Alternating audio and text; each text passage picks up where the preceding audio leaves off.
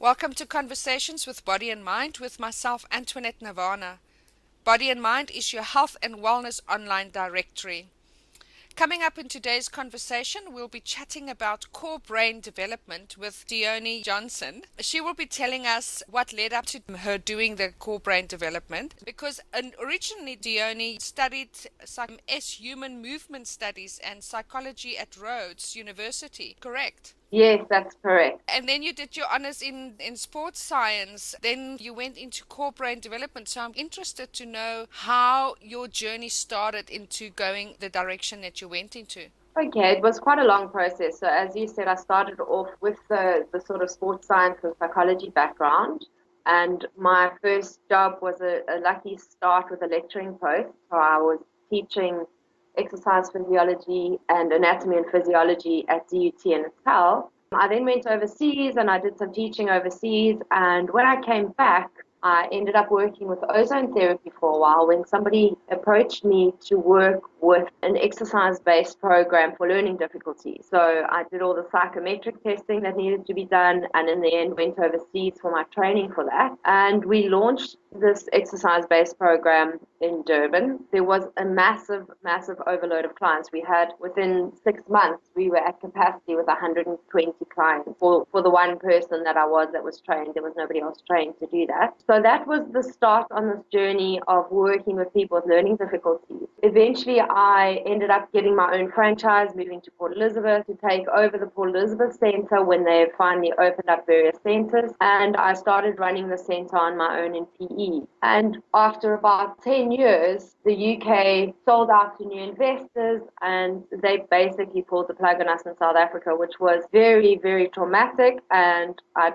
plowed years of my life into this. It was very disappointing. But the blessing in disguise was actually that I realized that if I didn't do this, there wasn't this amazing solution for parents, for their children, and for adults, for that matter, that have learning difficulties. So I put my mind to actually developing my own program. And the amazing thing about it was that there was this opportunity to now make it exactly how I wanted, to make it my own. And after 10 years of learning the best ways of doing things and the most effective ways of doing things, I could now do this exactly as I wanted. So it was a very exciting process, very daunting but exciting. And I decided that the way things are going is very much online. So, the kids are constantly playing with their phones. So the most effective way would be to actually use that to get the program out to more people, for starters, those who couldn't come in for assessments and weren't living in PE, but also just from the fun aspect, for kids to be able to actually watch this little animation. So it's animated, which makes it a lot more fun and it's quite creative. And it also alleviates any difficulties that people have with reading. So if they're not able to actually read the description of the exercise, they can watch the animation, because obviously reading comprehension is one of the issues that people have with learning difficulties. What I want to go into next is really to explain what is core brain development exactly. I mean, you were already starting with that, basically, of how it benefits the children. If you can go a little bit more in depth of what is the science behind it. Okay, so the science is based on neuroplasticity. So there are a lot of research has been done over the years on neuroplasticity, which means that the brain has the ability to change. So you are not stuck with the DNA that you're born with or the difficulties that you have. You can actually change the brain, and it's a matter of wanting to do it and doing something specific to actually change that. We use such a small portion of our brain. And so the program is actually exercise-based, designed to stimulate an area known as the cerebellum of the brain. The cerebellum is the automatic part of the brain. It does the things that we're not actually thinking about. So the main tasks of the cerebellum are things like gross motor skills, balance and posture, fine motor skills, so all the little muscles around the eyes for reading, the fingers for writing, the mouth for speech, processing ability, so being able to take information in, process it, and respond, and then automaticity, so that when you learn something, it's automatic. So whether, the skills of reading and writing, math, sporting skills, whatever it is, you find that these things are not being retained because that area of the brain is underdeveloped or lagging in development. So with a little bit of targeted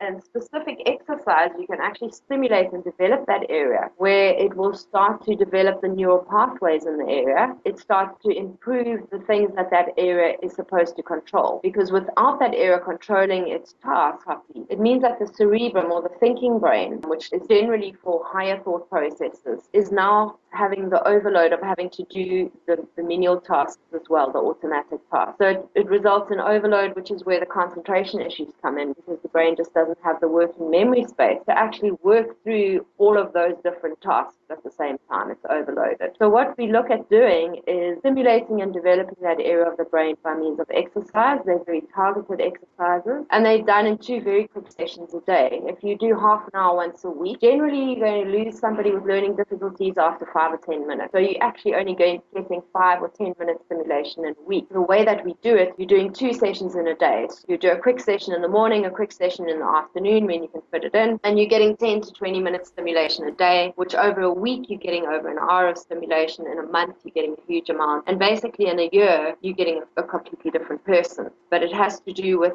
very specific stimulation of that area of the brain. As it develops, it starts to take over the tasks that it should be controlling, and that then allows it to function more efficiently and do those tasks properly, control them properly. But it also frees up the working memory space in the clever part of the brain to focus on the harder things, the higher thought processes, working through problem solving issues, being able to work through things without flying off the handle. So just being able to work through emotional issues and any problem solving, maths problems, the higher thought process. And the problem with this kind of difficulty is that it can be very difficult to diagnose. So very often people have an overlap of symptoms. The general labels that you would have heard about are things like dyslexia, dyspraxia, ADD, ADHD, Asperger's, perhaps autism.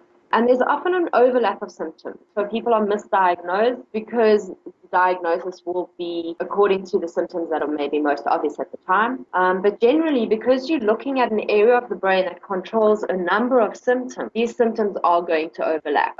And what we do is we're not looking at the symptoms per se, but at the underlying area of the brain. What is that underlying area of the brain controlling and what is it not controlling? So we do an assessment to identify exactly what it is controlling, and then we can stimulate and develop at the right level for each person. For those people that can come in and have an assessment, it gives us a lot of feedback where we do posturography or balance testing, eye tracking, which gives us an idea of exactly what that part of the brain is controlling, because it controls balance and posture, and it controls fine motor skills like small muscles around the eyes. And we can see exactly how the eyes are tracking relative to the movement of the light. So it gives very, very accurate feedback as to, for example, how reading is going to be. If the eyes are not able to smooth track from word to word, same as following a ball moving through the air, it means reading is going to be difficult. Balance and postural muscles, if they're not controlling the balance properly, then you will see that there will be areas of difficulty. The person may be slumped over the desk while writing, lying down, watching TV, upside down. They often are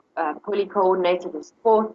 And this all relates back to that same area of the brain. So we get a lot of information that helps us to be able to not necessarily diagnose anything specific. We're looking for the underdevelopment of the cerebellum. And as long as we can see that that is the issue, then we know that the program is going to work. For those people that aren't unfortunately able to come in for assessment, they still have a solution. So the labels don't really help. They don't give you a solution. They just say, this is what you're being diagnosed with, but there's no solution. So fortunately, the solution is available because people are able to go online, do the exercises no matter where they are. So we would have a chat, be able to see what sort of age the person is, where they're at, what sort of difficulties they have, and then be able to set them up online that they can go online and have access to the exercises daily to help to stimulate and develop the brain. So generally our exercises are done in 2 very quick sessions, as I said earlier. That results in a lot of stimulation, so the person would be able to go onto their phone app, or they can log in on a PC. Their 2 exercises would come up for that session, gives a description of the exercises. There's a cute little animation that's showing you how to do the exercise by following the animation, and it gives you the time frame, etc. 2 to 3 minutes an exercise, 2 quick exercises. You're looking at 5 to 10 minutes a session, but they are very specific, so they might seem easy at times, but they are stimulating that area of the brain. So you then log out, and you can go back in the afternoon and do your exercises again to get that stimulation. Wow, that's great. And there's a couple of things that I was thinking about, like people who are suffering from depression, or, when people are different mood swings. bipolar. So those types of things, I'm sure that this would also be beneficial to that, correct? Absolutely.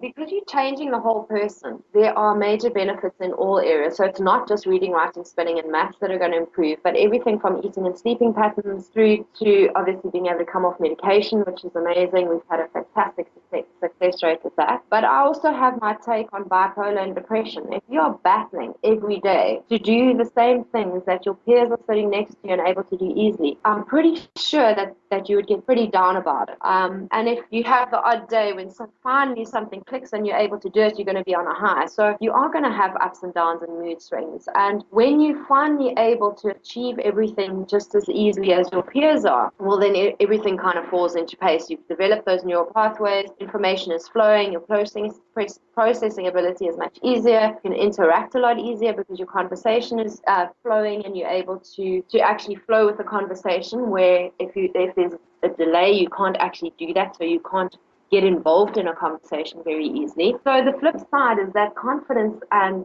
self-esteem improve massively. Moods are a lot better, which stands to reason if you're now able to do things that you were battling with before. And that's actually probably the thing that I see the biggest change in, is in self-esteem and confidence. You see when somebody comes in the first place, they're quiet and they don't want to do anything, they're very down on themselves. You're seeing somebody come bounding in with a big smile on their face, they're happy and they're coping and they're able to do everything, makes a massive difference to somebody's self-esteem and their mood.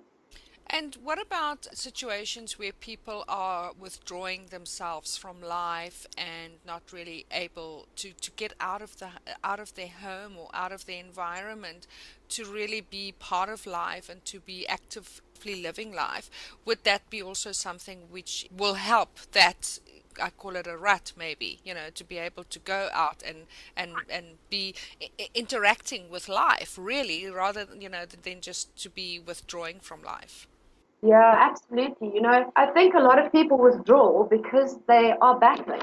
And if you are not able to process a conversation at the same rate that the conversation is actually taking place, you can't think of when to interject at the right time. So the conversation is going to move on and you're going to be left out. If you do say something, it's going to sound silly. It's not going to fit into the conversation. So people tend to withdraw. And I think over years and years of being told you're stupid at school, unfortunately this happens over and over, and especially in the past, eventually people just tend to rather just stay on their own where there isn't that pressure. They aren't being shown out to be stupid, which in fact, most people with learning difficulties have an IQ that's way above average. They just happen to be underachieving because of the delay in processing and the difficulty with processing. Once these people are able to access the potential that's there, they do exceptionally well, and even more so because they've had to work hard, so they have a fantastic work ethic. But just being able to process and do the things that other people are able to do allows them to get out there and be able to interact with life and with people and with exercise, because coordination improves. So you're developing an area of the brain, you're developing the whole person. You're not just working with a symptom here or there that may be problematic. You're actually accessing another 50% of your brain. So it makes a massive